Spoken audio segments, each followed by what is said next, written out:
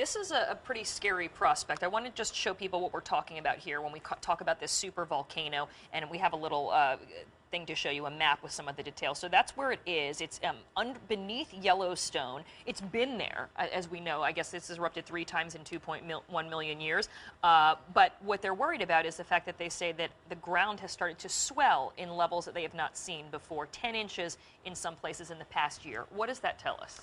It tells us that there is activity in this supervolcano, which erupts roughly every 600 million years. And the last eruption was 640 million years ago. Oh, 640 million or 1,000? 1,000 years ago, I'm sorry, right. Because then we had some more time. Then we have some more time, right.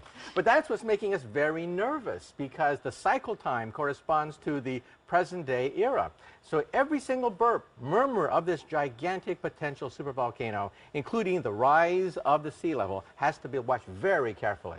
All right, so when we talk about this, and we have pictures, pictures of Mount St. Helen erupting back in 1980. Let's just show this right now. You say that an explosion with this supervolcano under Yellowstone, and there we're seeing the Mount St. Helens, would be 1,000 times bigger than this. What type of damage are we talking about here? We're talking about immediate damage out to 100 miles from the site. That is total devastation, basically wiping out everything in sight. However, the real damage goes out to 500 miles if you include volcanic ash, poisonous gases, death of wildlife and vegetation, and that's a ring about 1,000 miles across. That's the heartline of America.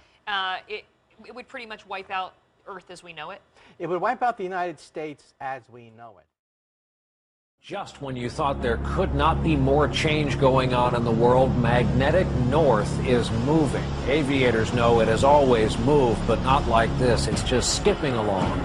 It's on the move about 40 miles a year now along the polar cap toward Russia.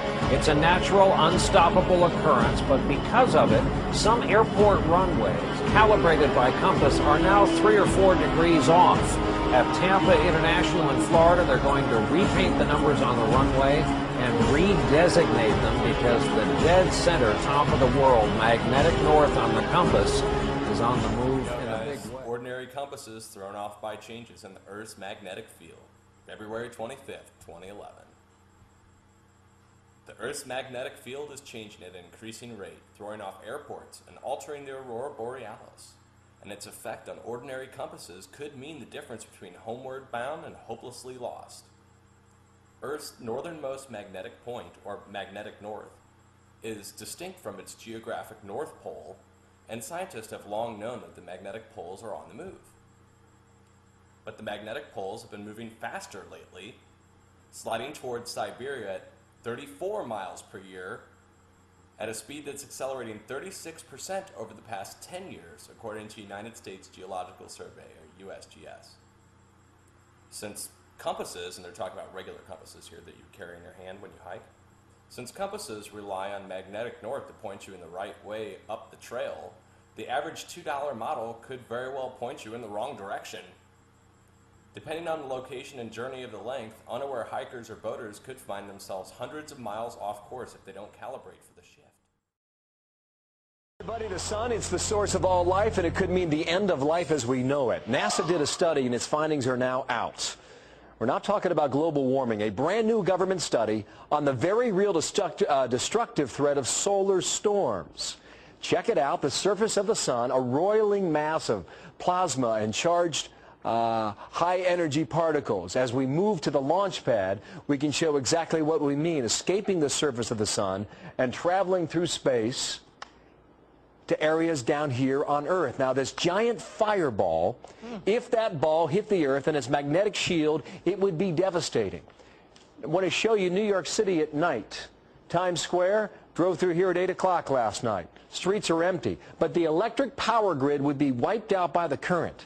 Lights and computers, transportation, hospitals, all would go down. The study warns it would be a disaster, far worse than anything we have seen before. The menace of these sunstorms poses a bigger threat to more high-tech and advanced countries like the U.S. Everything from our sewage systems to our Wall Street banks operate with our power grid. And a game-changing solar storm that could hit at any time. So how worried should we be? Sounds like we should be. Michio Kaku is an astrophysicist and author of The Physics of the Impossible. Sir, good morning to you. Welcome back here. Glad to be on your show. Now, what I'm reading here scares me to death. Should I be that way? That's right. We're talking about a potential Katrina from outer space. Katrina caused about $100 billion in property damage.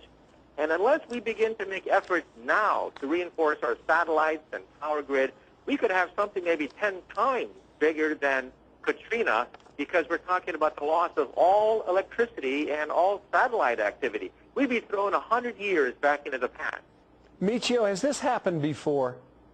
In 1859, we had a humongous storm that wiped out telegraph poles, and we tried to then estimate what kind of power could do that.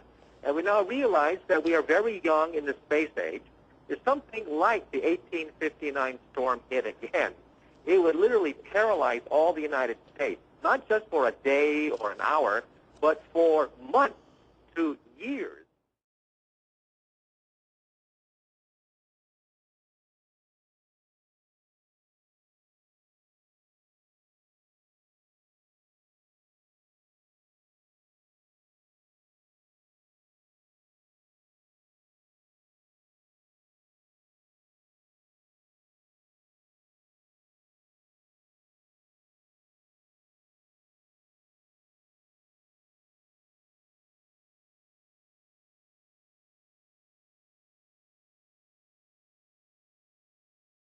It's a Valentine's Day present from outer space, but this massive solar flare, which shot out from the surface of the Sun on February the 14th, could prove to be an unwanted gift.